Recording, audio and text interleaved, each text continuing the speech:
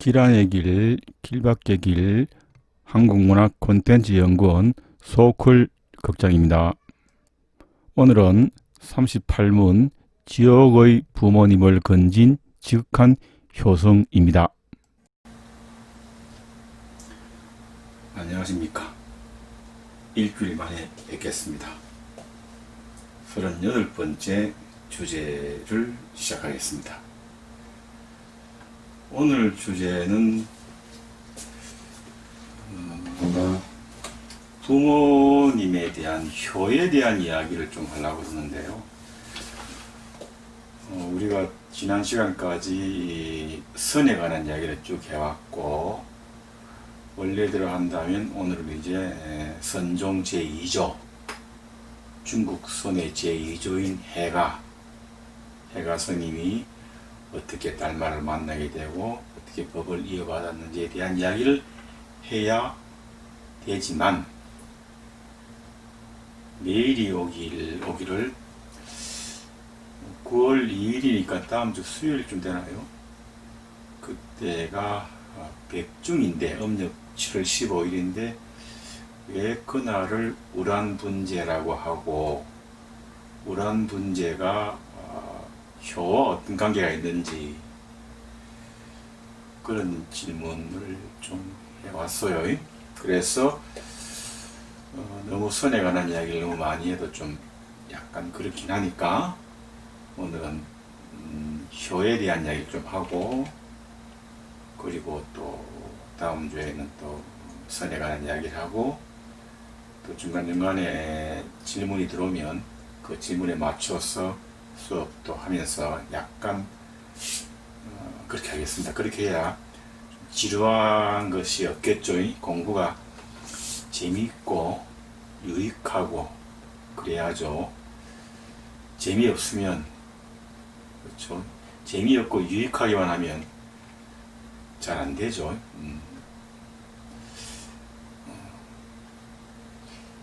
오해의 소지가 있죠. 불교에 대해서 가장 심한 발언이 멸륜해국이라는 발언이죠. 멸륜해국. 인륜을 망치고 나라를 해롭게 한다. 인륜을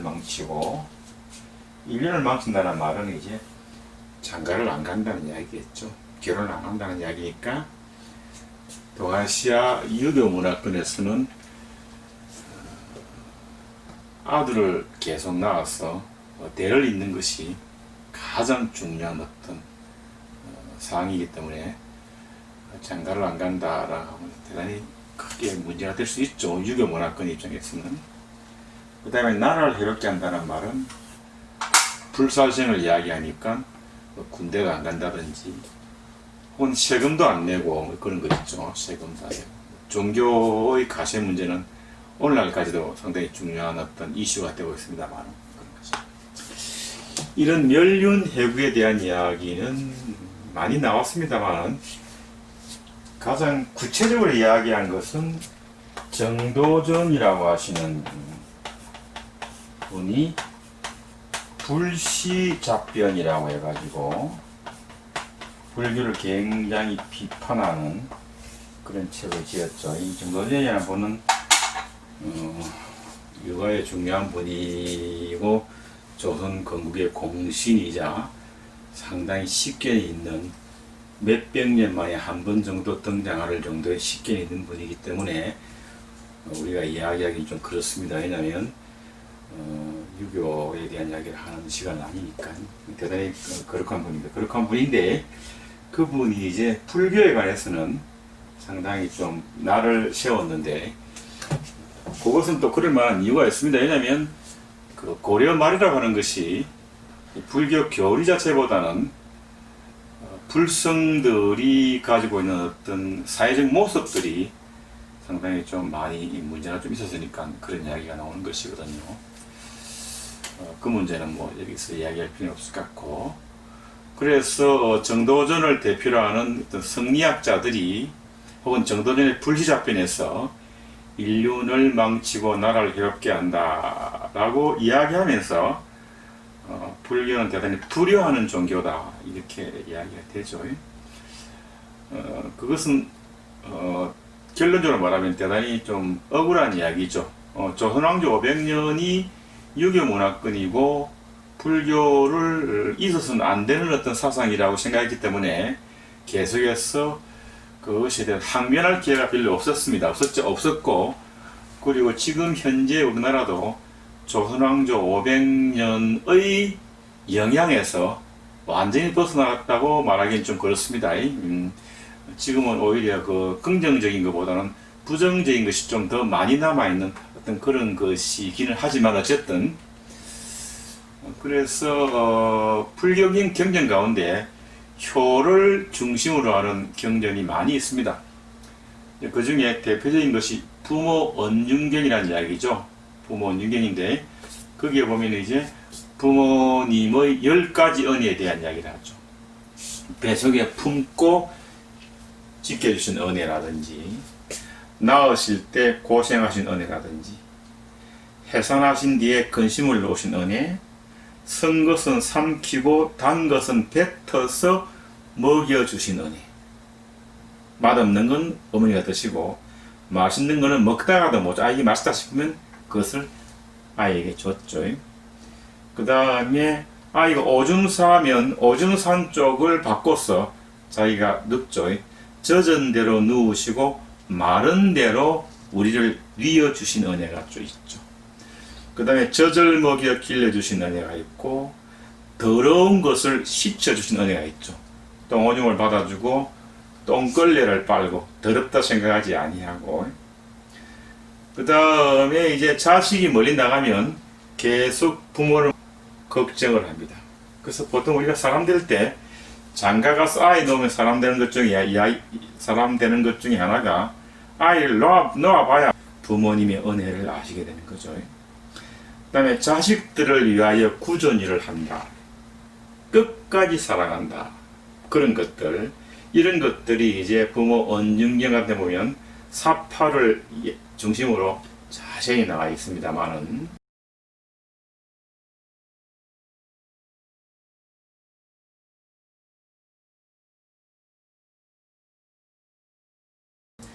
그래서 불교가 불효한다라는 이야기는 대단한 큰 오해이긴 합니다만은 계속 그런 어떤 그 오해가 진짜인 것처럼 우리 문화를 덮었죠. 오늘은 그 중에서 특히 우란분절에 관해서 잘 아시는 이야기지만 불교의 5대 명절이 있죠.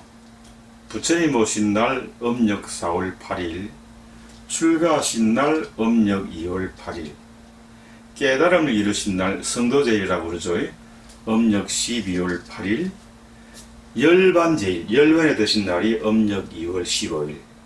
여기까지는 전부 부처님과 관계되지만 다섯 번째 명절이 음력 7월 15일, 양력으로 이번 원래는 양력으로 그것이 9월 2일입니다만은 우란분절, 보통 우리가 백중이라고 이야기하는 것이죠. 이제 요 날이 한거 해제일이죠. 그러니까 그 우란분제일은 음력 7월 15일이면서 스님들이 수행하시다가 그 수행을 잠깐 놓는 날이죠. 한거 해제일입니다. 해제일, 객제일이 아니고 해제일이죠. 그 다음에 백중 혹은 백종이라고 이야기하시는 것입니다. 백중 혹은 백종이라는 말은 이때가 가장 과일과 음식이 많다. 그래가지고 100가지의 음식, 그런 정도의 의미가 있겠습니다. 그 다음에 절집에서는 한거를 마치고 그 다음에 석 달 동안의 해제, 결제를 마치고 해제를 앞두고 한거 동안에 정진하면서 생긴 스스로의 허물을 대중 앞에 고하고 참여하는 포살 혹은 자자라고 이야기 되어지는 그런 날이 되겠습니다. 그 다음에 절집에서는 이날이 이제 우란분제라고 해가지고 죄를 지내죠. 그래서 지옥에 거꾸려 매달려 있는 영가들을 구제하는 법회다라고 하는 거죠.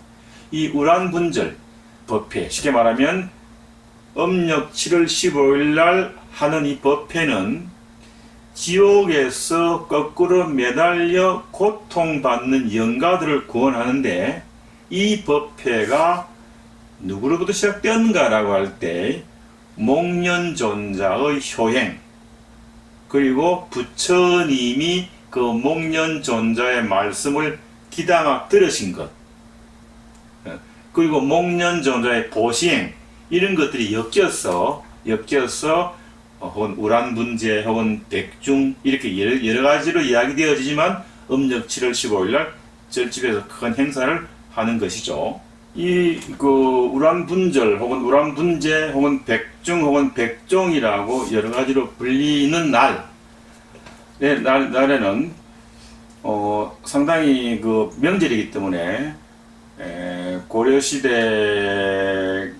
조선시대도 마찬가지입니다만은 노비나 머슴이 있는 집에서는 이날 하루 머슴을 쉬게 했죠.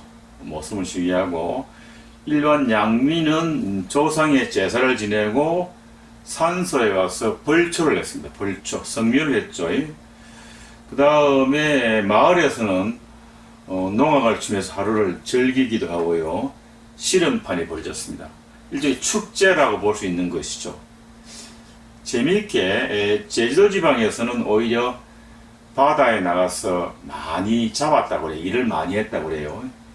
백중날에는 아주 살찐 해산물이 많이 잡힌다고 믿었죠. 그래서 이날 잡힌 해산물을 가지고 한라산에 가서 산신제를 지냈다. 같은 나라라도 제주도는 약간 독특한 어떤 문화를 가지고 있기 때문에 이런 재밌는 현상이 벌어지죠. 백중날은 이렇게 그야말로 일반 민가에서는 축제처럼 보냈는데, 절집에서는 우란분제를 하죠. 그러니까 민가에서 축제를 하면서 다 뭡니까? 절집에 가서 제에 참석을 하는 그런 어떤 날이 되겠죠. 그리고 이 우란분제는 아까도 이야기했지만 지옥에서 거꾸려 매달려 고통받는 영혼을 구제하기 위해서 부처님과 부처님의 제자 되시는 스님들에게 공양을 올리는 의식을 우란분제라고 합니다. 우란분제. 그 날을 우란분절이라고 하고요. 그래서 우란분제, 왜 이날 해필이면 부처님과 부처님의 제자들 혹은 오늘날에는 스님들에게 공양을 올리는가? 가깝게 이야기하면 7월 15일이 해제날이니까 그동안에 공부하시느라고 석 달 동안 공부하시느라고 고생하셨다라고 하는 스님들에게 밥을 한 끼 대접하는 것도 되겠고, 또 다르게 본다면 그 석 달 동안 벌어진 일에 대해서 크게 반성하면서 그 다음에 일반 서민들의 문제도 같이 한번 반성해보라 라는 의미도 되겠죠. 그래서 우란분, 거꾸로 매달려 있는 중생들의 고통을 해결해주는 날이 되겠습니다. 날이 되겠죠. 그 다음에 수행자들은 스스로 자기네들의 부족한 점을 반성하는 자자의 날이 되기도 하겠습니다. 자, 그래서 이 우란분자가 생긴 최초의 원인 제공자가 목건년이기 때문에 목건년에 대한 이야기를 조금 더 해볼까요? 목련존자는 부처님의 10대 제자 가운데 한 분이고 신통력이 아주 뛰어났죠. 그래서 마하목건년 존자 그러기도 합니다. 목련존자가 어머니를 제도한 이야기는 목련경 혹은 우란분경에 잘 전해지고 있고요. 오늘 우리가 하는 이야기는 그 우란분경에 있는 이야기죠. 목건년은 신통력으로 다른 사람들을 많이 도와줬다고 그래요. 그래서 멀리 밖에 포교를 나갈 때에도 부처님하고 신통력으로 대화를 했고, 그리고 부처님의 어떤 교단에 굉장히 공헌을 많이 했는데 대표적인 어떤 공헌이라고 하는 것이 사리불과 더불어서 부처님을 배반한 대바다타가 무리 500명을 이끌고 독립을 했거든요. 독립이란 말은 적당한 말이 아니습니다만 어쨌든 나갔어요. 그 대바다타와 무리 500명, 대바다타의 무리 500명을 다시 부처님 품 안으로 귀의시키는데 아주 결정적인 역할을 한 분이 바로 목건장과 사리불이죠. 이분은 굉장히 그 신통력으로 좋은 일을 많이 했지만 자기 자신을 위해서 쓴 적은 없다고 그래요. 아주 이율배반적으로 이분이 부처님보다 먼저 돌아가시는데 포교길에 이교도에게 매를 맞아 순교하죠. 순교합니다. 그는 과거에 그런 일을 많이 겪었는데 그때마다 신통력으로 그걸 피했는데 그날은 자기의 업보라고 생각하죠. 업보를 받는 날이다.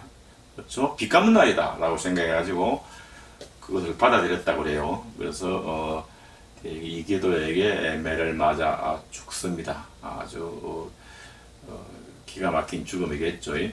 그분이 자기 어머니와 관련되어서는 신통력을 제가 보기에는 딱 한 번 사사롭게 섰다라고 보여집니다. 그 사사로운 것이 끝까지 사사로운 건 아니었지만 목련존자가 어머니에 대한 효성이 아주 강했는데 어머니가 돌아가셨어요. 그래서 돌아가신 어머니가 어디 있는지를 좀 알아보기 위해서 신통력으로 저승세계를 쭉 살펴봤죠. 그래서 당연히 천상에 있지 않을까라고 했는데 살펴보아도 찾을 수가 없었다고 합니다. 그래서 하는 수 없이 지옥계를 살펴보니까 어머니가 아기의 응보를 받아가지고 심한 고통을 겪고 있죠. 아기라고 하는 게 뭡니까? 입은 큰 잠실 운동장만 하고, 그 다음에 목은 되게 기본적으로 아주 작았어. 배는 또 엄청나게 동해바다만큼 큰데 음식을 먹는데 여기에서 병목 현상이 걸리기 때문에 음식이 넘어가지가 않죠. 그래서 배고프다고 난리를 치는 이런 어떤 지옥의 중생을 아기라고 하죠. 그래서 이제 배고프다고 난리치면서 심한 고통을 겪고 있었죠. 믿을 수 없는 일이었지만 그것을 이제 신통력으로 보게 된 거죠.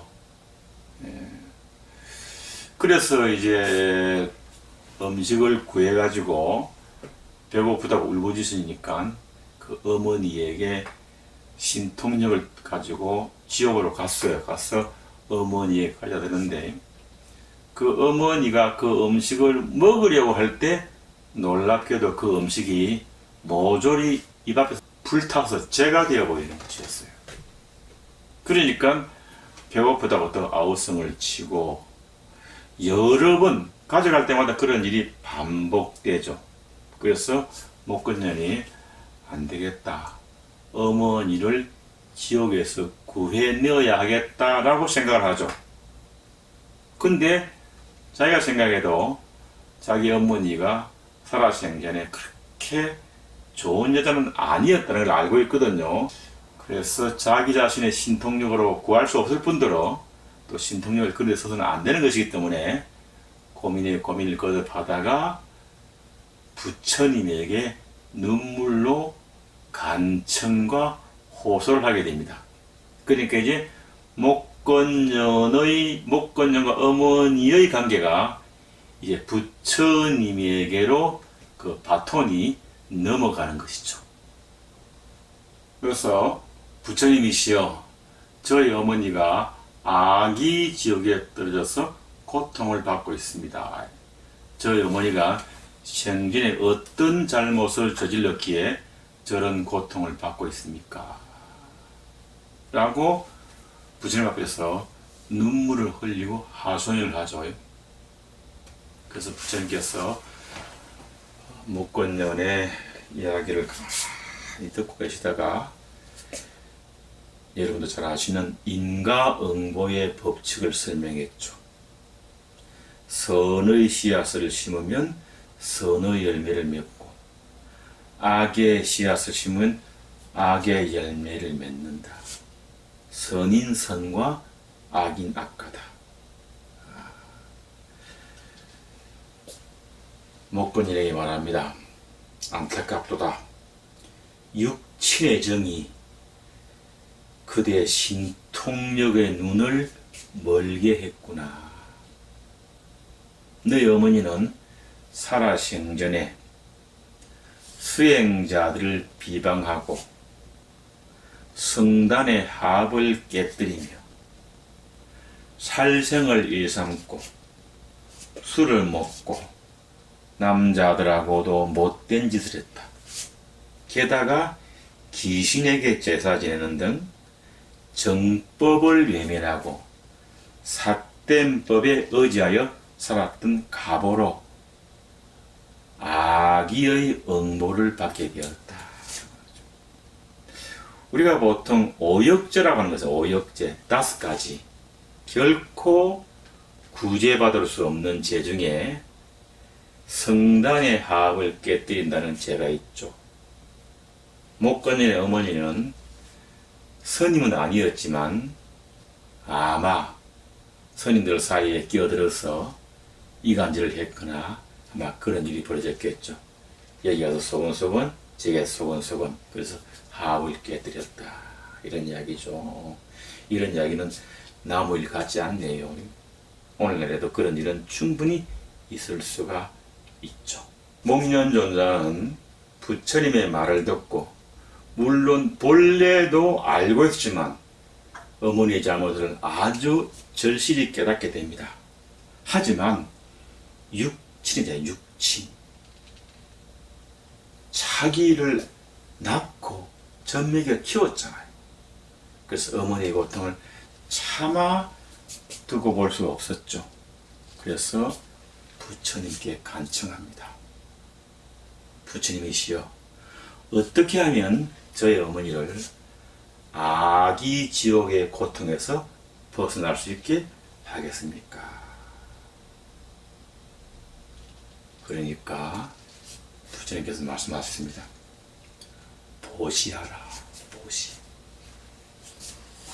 저희들이 계속 공부하는 것 중에 하나가 보시죠. 다른 말하면 자비행위라고 하는 것이 얼마나 중요한가라는 이야기를 계속하고 있습니다만, 보시하라. 저기서 말하는 보시는 물질적인 보시도 물론 포함되어집니다만 보다 철학적이고 넓은 의미의 보시가 되겠습니다. 보시하라. 그래서 목련은 부처님 말씀에 따라 가지고 자신이 출가하기 전에 가졌던 재산을 모두 다 팔아가지고 불쌍한 사람들에게 나누어 주고 성단에 보시하고 절집을 세우는데 보태고 대중공양을 베푸는 등 적정성으로 보시행을 실천했습니다. 이러한 목련존자의 행덕이 마침내 악의 지옥에 있는 어머니의 마음을 움직이게 되죠. 그래서 목련자의 어머니는 목련존자로 인해서 자신의 업장을 조금씩 녹여갈 수가 있습니다. 특히 불교의 경우에 업장을 녹이는 데는 이 보시행, 남을 위해 사는 자비행이라고 하는 것이 업장 녹이는 특효예요. 나중에 우리가 공부할 기회가 더 많이 있겠지만 대승불교는 기본적으로 상구 보리한 다음에 하와 중생을 교화한다 할 때 그 중생 교화가 다른 말은 자비고 보시잖아요. 보시라고 하는 게 뭐 밥 한 그릇 누구 사주는 것도 보시지만 그게 아니고 뭡니까? 여러분이 굉장히 이 불교를 누구에게 전파하거나 이거 다 보시가 되는 것이거든요. 그래서 어머니 업장이 조금씩 녹죠. 자, 그때 결정적인 일이 벌어지게 됩니다. 다음 시간에 계속 이어서 하겠습니다. 고맙습니다. 업로드 시간 알려드립니다. 기이한 옛 이야기 화요일, 불교를 세상 읽기 일요일, 영어로 세상 읽기 토요일입니다. 다음 일요일 10시에 뵙겠습니다. 소콜 국장입니다. 고맙습니다.